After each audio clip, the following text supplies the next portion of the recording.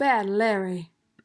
What's up, everyone? Welcome to the Bad Larry Kingdom. I'm your host, Bad Larry. Today we are checking out the second appearance of the Scorpion in the Amazing Spider-Man issue number 29, dated October 1965. Never Step on a Scorpion is a Stan Lee and Steve Ditko joint. I love these title pages. Stan and Steve give us a little taste, like a preview of what's to come. We don't get that anymore. Last issue, we saw Peter graduate from high school, and this first panel shows his last year's clothes are not fitting anymore. It's a very simple way to show that Peter is maturing in both age and physique. He isn't a boy anymore, he's a man. In issue number 20, the Scorpion got locked up. This arc that shows him breaking out of jail is super far-fetched. He played crazy enough for the guards to just hand over his Scorpion suit back to him just to pacify him. That makes no sense. But here we are. Scorpion then uses his suit to break out, and now his mission is revenge on J. Jonah Jameson and Spider-Man. Foswell is back? I thought this dude hit the dusty trail, but I guess, remember he set up that poor sap, Lucky, to take the fall as the crime master, so I guess he has no need to be on the run right now. Peter is snooping around, trying to get info in order to get those pictures, like he does. Peter runs into Betty Brant, who I assume is totally cold on Peter right now. She didn't even come to his graduation. And we see old Ned Leeds is permanently back from his European assignment. Good! He can have Betty. He can deal with her attitudinal problems. The cop enters the chat looking for J. Jonah Jameson, which piques Peter's interest more than this boring interaction with Ned and Betty. Listen, before we continue, let's just address this character, Ned Leeds.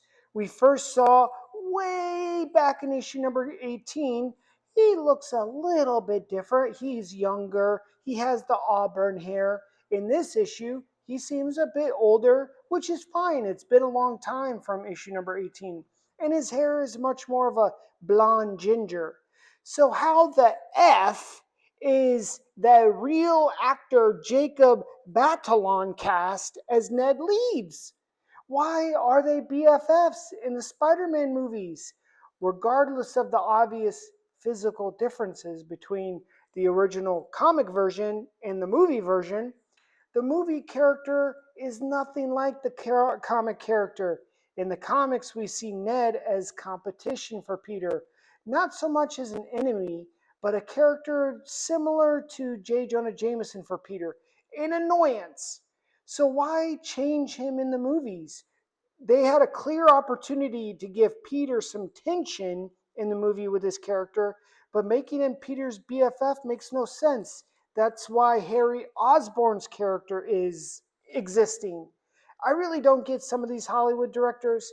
Anyway, Jameson is sweating bullets because he knows he's responsible for the creation of the Scorpion, but no one knows that yet. His rep is on the line.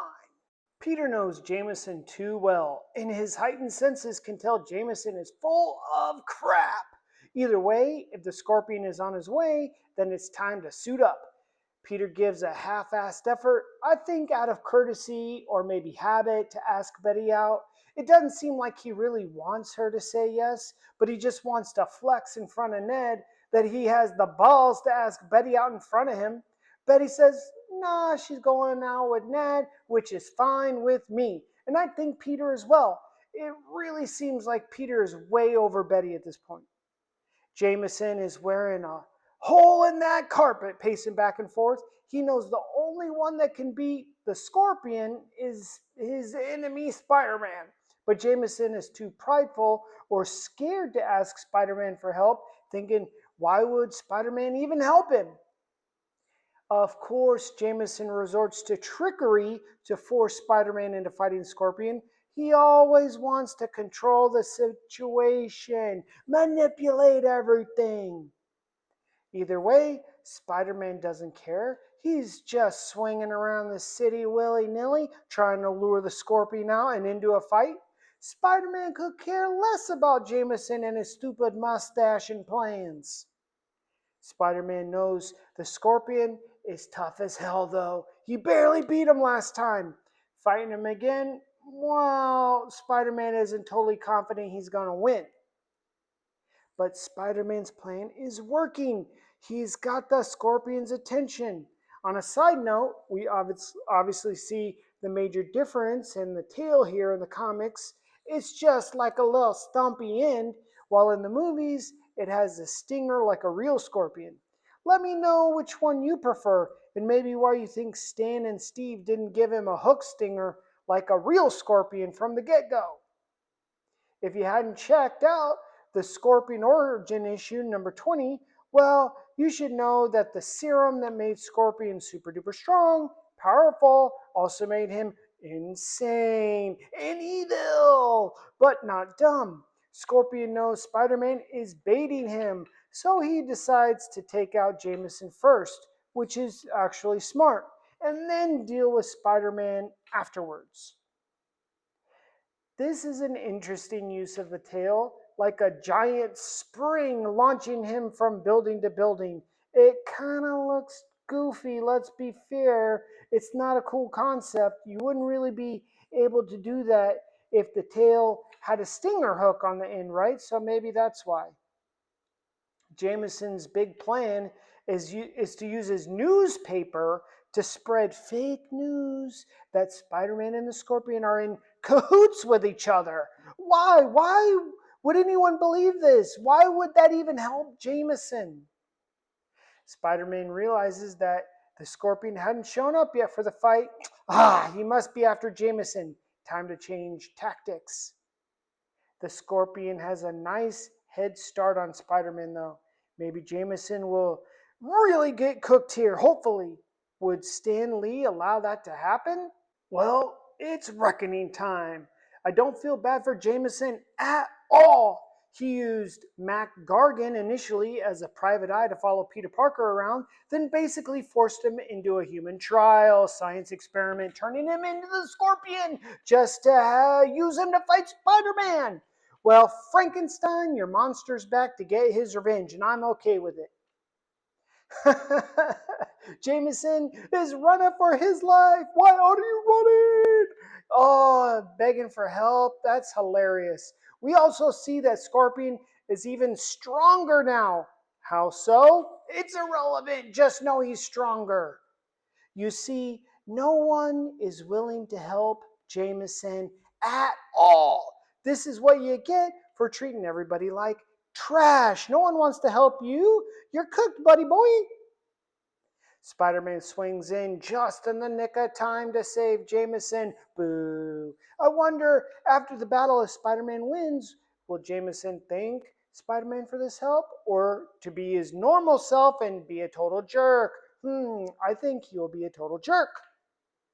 How is Jameson's tie going through the Scorpion's tail? It's a weird art mistake here. The Scorpion is tough as shit. I think this punch is just the start of an epic battle. This is super convenient for Scorpion. Both his enemies, Jameson and Spider-Man, in the same room. He thinks he can kill them both. Call it a day, hit the bar, throw back a few Heinekens. First, Spider-Man had to save Jameson. Now he has to save Betty while getting advice from Ned Leeds? Man, Ned, you need to shut up. Just the presence of Ned Leeds has got Spider-Man off his game. He's getting whooped for it. Fighting the raging Scorpion in this office is no good. That tail swinging around out of control. Spider-Man needs to change the battlefield quickly. It's so funny seeing Jameson running and cowering in fear like a little girl in a Freddy Krueger movie. Spider-Man needs to get it together. He's not focused because he's getting mobbed by Ned Leeds. But Spider-Man shouldn't care about that. He calls Betty his girl, but come on, is she really? Let that girl go, Peter. She's trash. What did I say? Jameson is a real piece of work. He only cares about himself, his things. He has no appreciation for anybody or anything. He even tells the cops to shoot both Spider Man and Scorpion. What a turd burglar! The Scorpion and Spider Man take the fight out of the office, which should really benefit Spider Man in the long run, don't you think? It's his thoughts that show you how much of a turd Jameson is. He only cares about money, and that's it. Where is his humanity? It's long gone. Jameson is the king of gaslighting. He gets his staff photographers to get some pictures of him, like he's the one to fight off the Scorpion and not Spider Man. Stolen valor. Not cool, Jameson. But what else should we expect from this guy at this point? Spider Man knows the power of the Scorpion. Between the tail and the Scorpion's superpower now, it's just dodging and weaving at this point in the fight. Last issue, Spider Man hogtied the Molten Man. He is planning a similar strategy here, using his webs to make these bolas in order to wrap up the Scorpion. That springy tail is annoying, right? That move caught Spider Man off guard, but no bother. Put that move in the memory bank for next time, if there is one. Spider Man has the Scorpion tied up enough to just swing him around the city like he's a yo yo.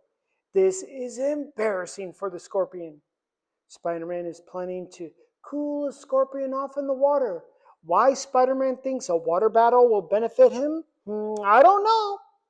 Somehow, the Scorpion got free of the webs? And even in the water, Spider Man has much more agility than the Scorpion, enough to reload his web shooters, which are conveniently waterproof. Spider Man says he planned this out. I'm not so sure about that. How did Spider Man know he could hold his breath longer than the Scorpion? That's a lot of faith put into your lung capacity. So Spider Man's plan was to semi drown the Scorpion, then hand him back over to the cops? Well, it worked, but it seems pretty diabolical for a hero. Nearly drowning someone? Even a villain? Is that something heroic or sociopathic? Let me know. Meanwhile, like I said before, Jameson is a real jerk, gaslighting Peter, selling his stolen valor and putting it in print for all to read. And he's so happy about it too. Oh, I hate that guy. It is interesting. Steve Ditko abandoned Peter's blue suit, yellow vest, and red tie for this black shirt and open yellow vest outfit. It doesn't seem like Peter does it. Am I right? Anyway, Betty had a fit from her experience at the office. Ned and this ginger lady are looking after her, which is good. Let's Peter get some downtime. Meanwhile, old Bones Aunt May had a little vertigo spell, some dizzy spell. So far, her character has only been a liability for Peter, either bossing him around or getting sick and almost dying, then boss him around again.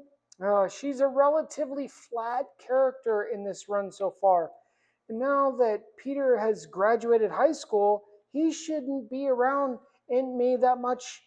He should be around her less and less and less, which would be fine for me. She doesn't add enough tension compared to other characters in Peter's life, and she really isn't that interesting. Not because she's old, because she's boring. Up next, we have issue number 30. We all know Marvel and DC poke each other, beep, boop, boop, boop, steal each other's ideas and characters. And this cover, come on, it looks like some Batman type cover, right? Even the tagline says, Batty, Marvel Bullpen. You know saying Batty refers to Batman. This is just a jab at DC here. Make sure to hit the like button, subscribe, and I'll see y'all real soon. Peace.